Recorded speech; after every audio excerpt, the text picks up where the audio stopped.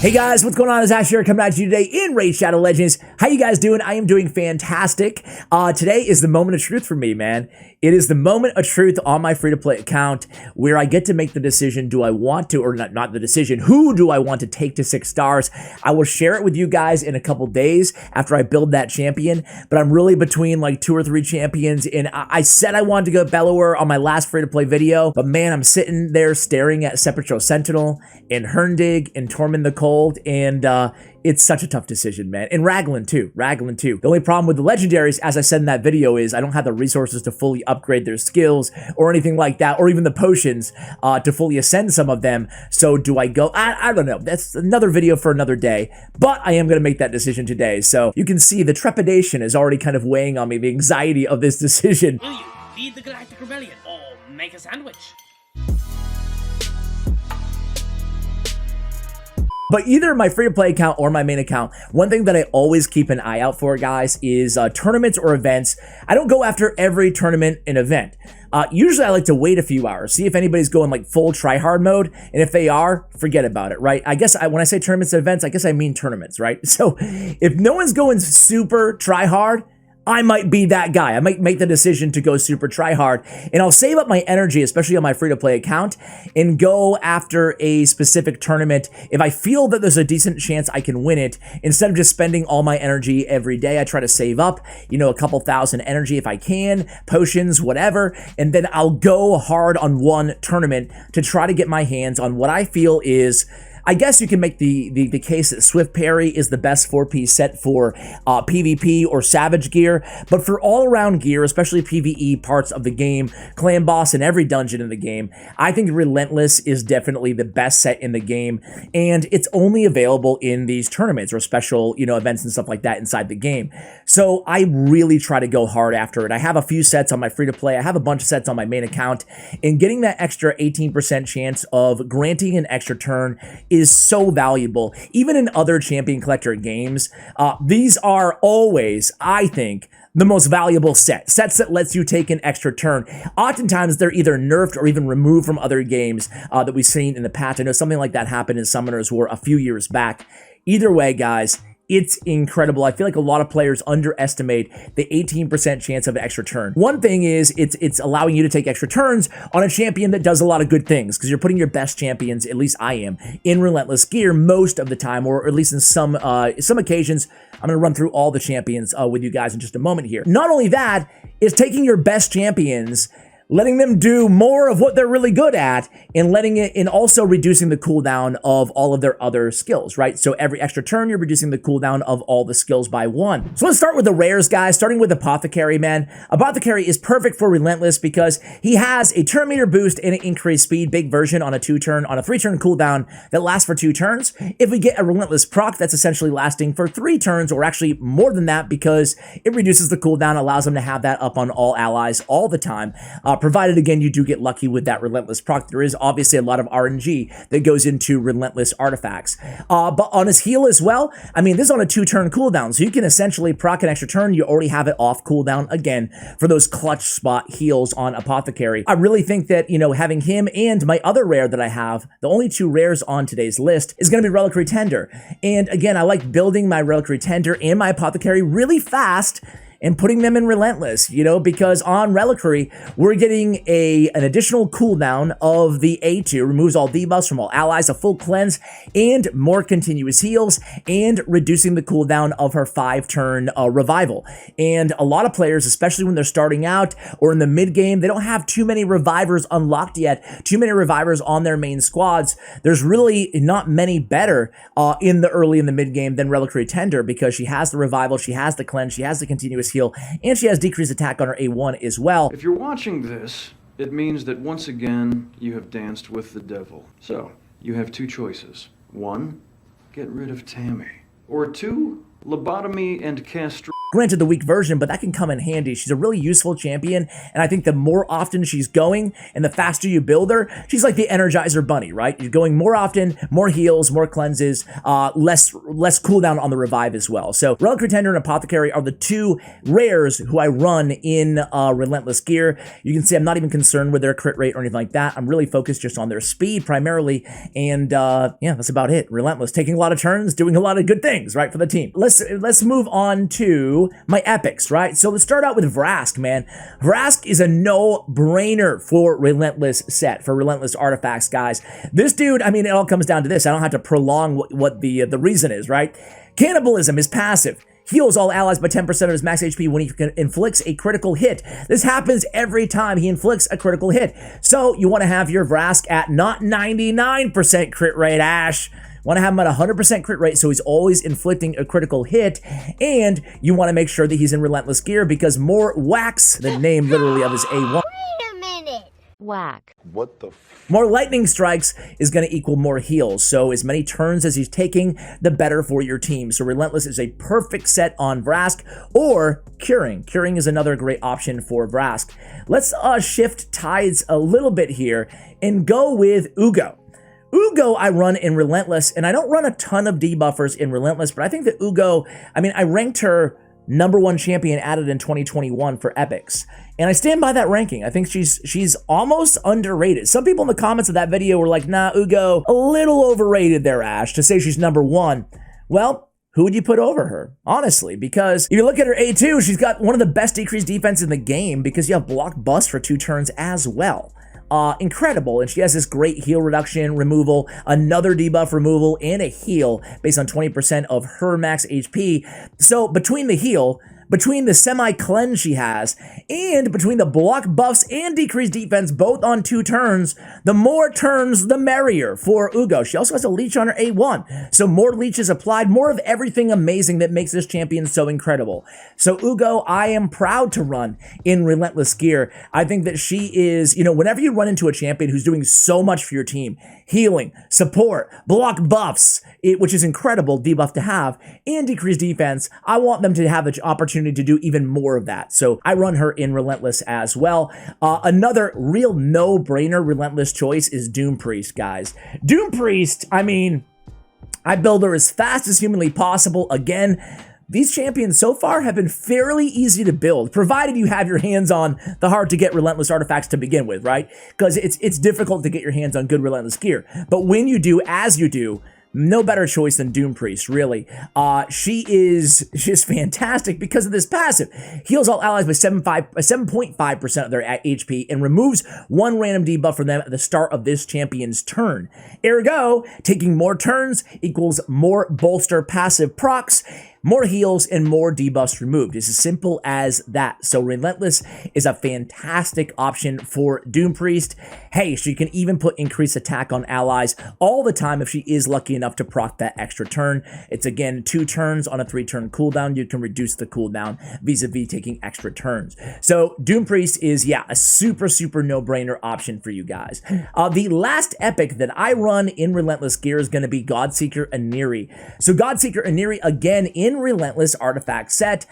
You can tell I'm a big fan of putting my support champions in Relentless, especially if they're really good support champions. She has a heal on the A1, okay, whatever. On the A2, though, it's an AoE attack with a heal, so again, more healing is always a good thing, but decrease the duration of all buffs on enemies by 1 turn.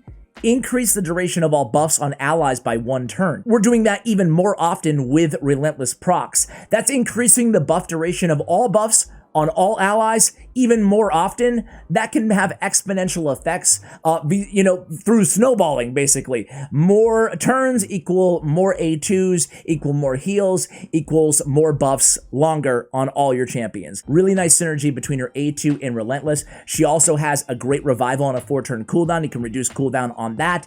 And the Guardian Angel is on a 4-turn cooldown with that kind of active effect of Guardian Angel where it hit, right? So again, you can reduce the cooldown of even that passive through extra turns, which helps out a lot on that active part of this Guardian Angel passive. So really a big fan of Godseeker Aniri.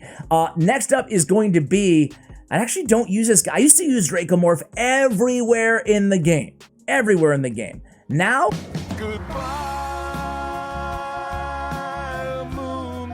not so much. I still use him in some areas, but, you know, I guess I can't say power creep on one of the best champions in the game. Certainly not. But I don't use him in Clan Boss anymore, and that was like one of my main areas, and that's why I have him in Relentless.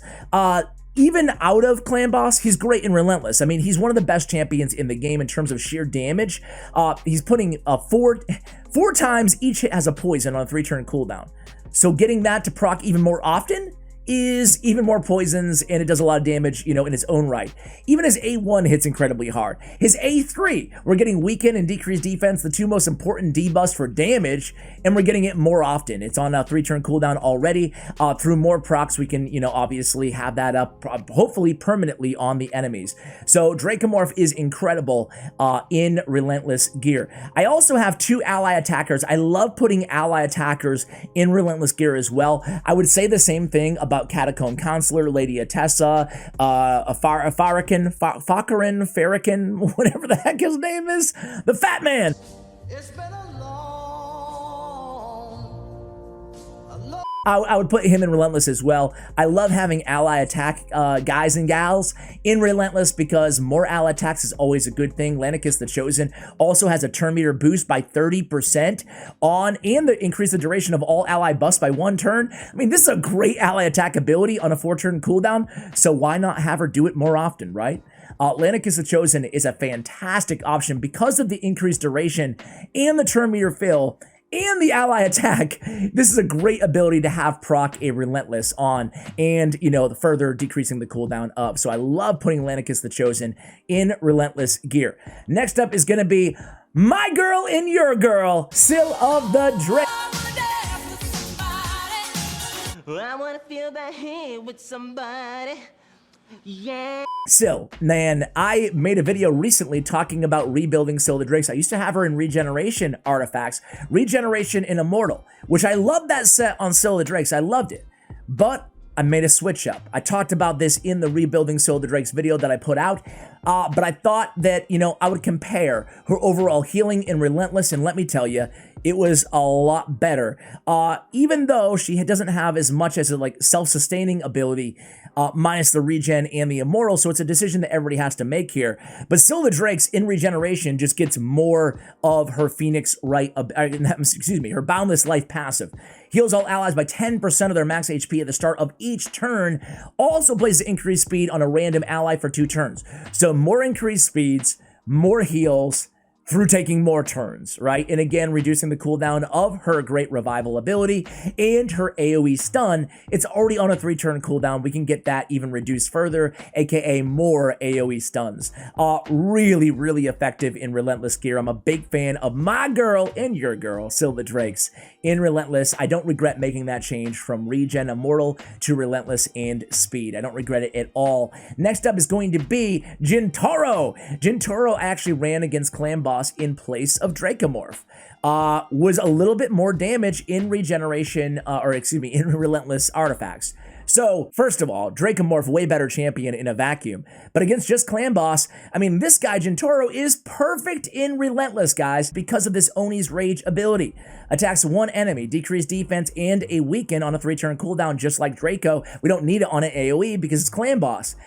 Will attack 5 times instead of 1, on every 4th use of this skill against the same target in 1 round. Perfect, right? For Relentless. I don't need to explain why to you guys. I mean, we're getting it every 4th use of the skill, so every Relentless proc, 1 out of every 5 or so turns, we're getting this to go a little bit more often of this Oni's Rage ability. Even on the A2, decrease the cooldown of Oni's Rage by 1 turn if the target is immune to turn meter reduction effects, which is great against bosses, aka Clan Boss. So we're reducing Oni's Rage already by 1 turn on the A2, and then we're reducing it more through that Relentless proc. So perfect champion for Relentless in Gintaro.